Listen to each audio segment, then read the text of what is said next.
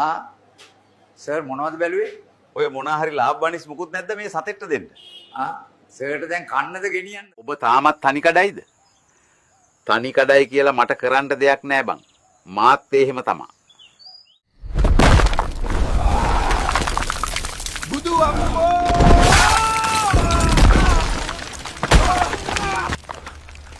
මේ ගෙවල් වල කන්ස්ට්‍රක්ෂන් වැඩත් හැන්ඩි ක්‍රූට දුන්නා නම් මෙහෙම ප්‍රශ්නයක් නෑනේ ඇල්ෆර්ඩ්. ඔව් සර්. ඔනේම හැන්ඩි වැඩක් සුපිරියට කරගන්න නම් හැන්ඩි ක්‍රූ තමයි. මට සැලකුවේ දෙවියන්ට වගේ බං.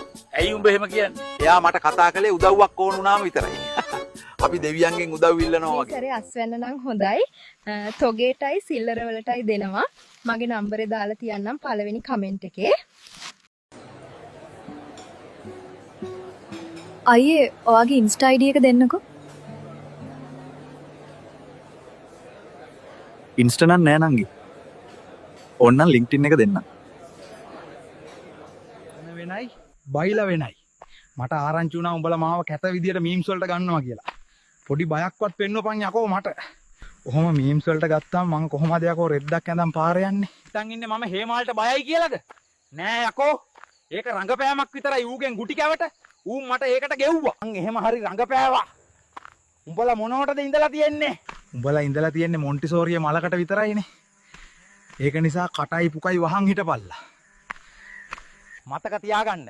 ඔය මොන අයියලා වැඩ දැම්මත් මම තමා යකෝ මේකේ රියල්ම ජී. උඹලා ඇටේවත් නැහැ මම වැඩ දාද්දි. බලන් ඉන්න කොල්ලන්ට මොනවද කියන්න තියෙන්නේ? ඇත්තෝ කති බොති සුකති. උඹයි මමයි ඔතති ගසති සිනාසෙති. සාමෙන් බ්‍රෝ. මට පැමිණිල්ලක් කරන්න ඕන මගේ නෝනා ඊයේ ඉඳන් නැහැ. සර් මේක තැපැල් කන්තෝරුව. අයියෝ සතුටට කොහෙද යන්නේ අමතක වුණා. අතර කන නිසා මම ඔයාව අස් කරනවා. එපා සර්. මට ඉස්කෝලේ යන ළමයි දෙන්නෙක් ඉන්නව බලා ගන්න.